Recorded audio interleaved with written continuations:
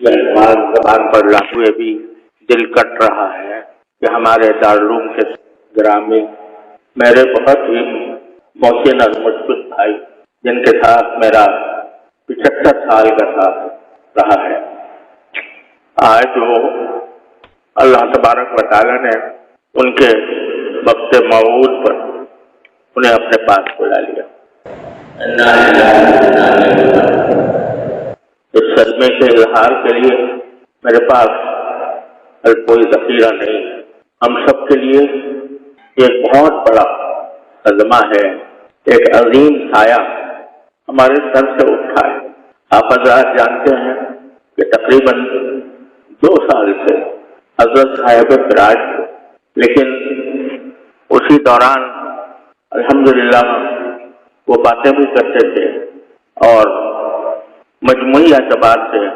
کمزوری کے سوا کوئی بڑا مرض نہیں تھا۔ اگر بیچ میں کچھ امراض پیش آئے، ایسی حالتیں بھی ہوئیں جن میں مایوسی کے قریب پہنچ گئے، لیکن اللہ تبارک و تعالیٰ نے اپنے فضل و کرم سے انہیں دوبارہ صحت عطا فرمائی، اور ہم اللہ تعالیٰ کے فضل و کرم کے بھروسے پر ان کی عیادت بھی کرتے رہے، ان سے باتیں بھی ہوتی رہیں،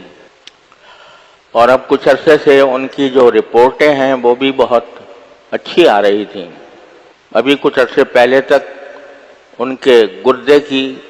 تکلیف بڑھ گئی تھی، کریٹینن 5 تک پہنچ گیا تھا، جس پر بعض اوقات ڈائلیسس کرانے کی تاکید کی جاتی ہے، لیکن الحمدللہ آخری رپورٹ جو اب آئی وہ 100% نارمل تھی، اور 1.3 ان کی کریٹینن کی رپورٹ آئی، اور بھی رپورٹیں سب اچھی آ رہی تھیں، اور آج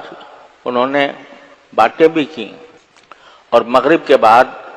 پانی بھی مانگا، پانی بھی پیا، اور تمام حالات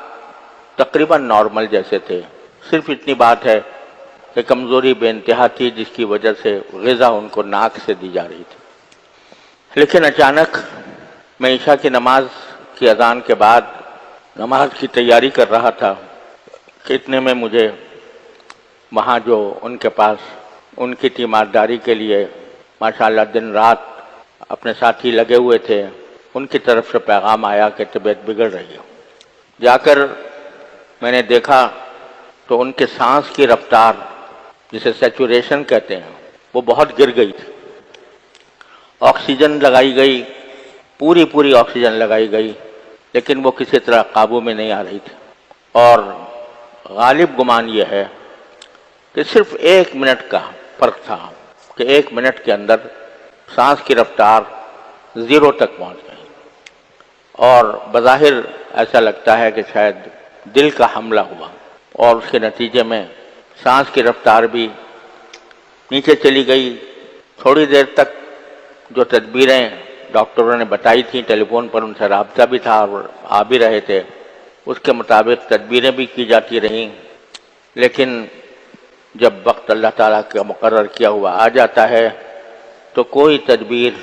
انسان کی کام نہیں کرتی۔ ایسا لگا کہ وہ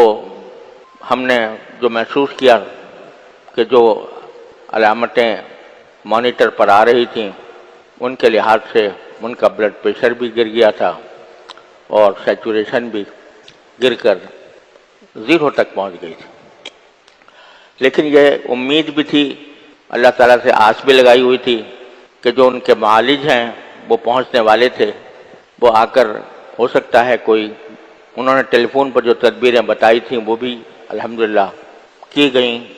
لیکن جب وہ آئے اور آ کر دیکھا تو انہوں نے ہمیں یہ خبر دی کہ اب اللہ تعالیٰ نے ان کو اپنے پاس بلایا۔ انا للہ و انا الیہ راجعون، انا للہ و انا الیہ راجعون، انا للہ و انا الیہ راجعون۔ ایک بندے کے پاس اس کے سوا کوئی راستہ نہیں ہے کہ اللہ جل جلالہ کے فیصلے پر راضی رہے۔ دل میں صدمے کے طوفان بھی ہو، رونا بھی آ رہا ہو، دل بھی بے چین ہو، لیکن لا نقول الا ما یرضی ربنا، جیسے کہ رسول کریم صبر دو عالم صلی اللہ علیہ وسلم ارشاد فرمایا، اللہ تعالیٰ کا فیصلہ ہے، برحق ہے، ہر ایک انسان کا ایک وقت مقرر ہے، کوئی اس سے خالی نہیں، اس سے کوئی 1 منٹ پہلے 1 منٹ پیچھے اس کو نہیں کیا جا سکتا۔ اگر کوئی دنیا کی بڑی سے بڑی قربانی کسی انسان کے سانسوں میں، اس کے دل کے دھڑکنوں میں اضافہ کر سکتی تو صحابہ کرام رضی اللہ تعالیٰ عنہم اجمعین رسول کریم صلی اللہ علیہ وسلم کے ایک سانس کے بدلے اپنی ہزاروں زندگیاں نچھاور کر دیتے۔ لیکن جب آپ کا وقت آ چکا تھا، اللہم الرفیق الاعلیٰ آپ نے فرمایا، تو دنیا سے رخصت ہو گئے، اور کوئی بڑی سے بڑی قربانی بھی اللہ تعالیٰ کے اس فیصلے کو روک نہیں سکی۔ آج ہمارے ساتھ ہمارے لحاظ سے اس وقت ہمارے ماحول میں اپنے بزرگی کے اعتبار سے، اپنے علم کے اعتبار سے، اپنے فضل کے اعتبار سے، اپنے کارناموں کے اعتبار سے، اپنی خدمات کے اعتبار سے اس وقت ان سے بڑی شخصیت مجھے کوئی اور نظر نہیں آتی۔ لیکن ہر بڑی شخصیت ایک وقت اس کو جانا ہوتا ہے۔ اللہ تعالیٰ نے الحمدللہ ان کو اس حالت میں اپنے پاس بلایا کہ ان کی الحمدللہ ان کے فیوض، ان کے شاگرد، ان کے علوم، ان کی کتابیں، ان کی تصانیف، ان کے فتاوی الحمدللہ ساری دنیا میں فیض پھیلا رہے ہیں۔ اس لیے جو ہرگز نمی داں کہ دل زندہ شد بعشق، جس کو دل عشق سے، عشق الہی سے معمور ہو، وہ مرتا نہیں ہے۔ اللہ تبارک و تعالی اس کے فیوض کو باقی اور قائم و دائم رکھتے ہیں۔ ہم سب کے لیے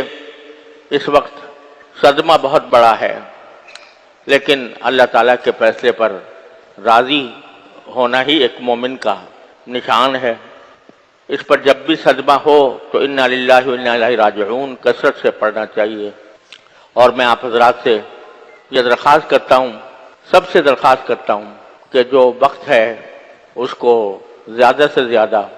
ان کے ایصال ثواب کے لیے خرچ کریں۔ قرآن کریم کی تلاوت کر کے، نفلیں پڑھ کر، ذکر کر کے، تسبیحات کر کے، جس طرح بھی ہو ان کی روح پرفتوح کو ثواب پہنچانے کی کوشش کریں۔ ایک مسئلہ آپ حضرات کے پاس آنے میں جو دیر لگی، اس کی پہلی وجہ تو یہ تھی کہ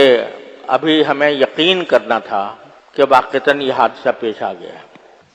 کیونکہ ڈاکٹر جب تک تصدیق نہ کرے اس وقت تک ایک امید بندھی ہوئی تھی کہ شاید ابھی کوئی زندگی کی رمق باقی ہو۔ ڈاکٹر صاحب کے آنے میں کچھ وقت لگا، انہوں نے دیکھا، اس کے بعد کہ ضروری فوری انتظامات کرنے ضروری تھے، اس میں مصروفیت رہی، خبر ساری دنیا میں پھیل گئی اور ہر طرف سے ٹیلی فونوں کا تانتا بندھا ہوا۔ اس وجہ سے آپ تک پہنچنے اور آپ سے بات کرنے میں دیر لگی۔ ایک دوسرا مسئلہ اس وقت یہ ہے کہ نماز جنازہ اور تجہیز و تکفین کا مرحلہ درپیش ہے، لیکن یہ بھی ایک افسوسناک سی صورتحال ہے کہ ان کے جلیل القدر صاحبزادے حضرت مولانا محمد زبیر صاحب،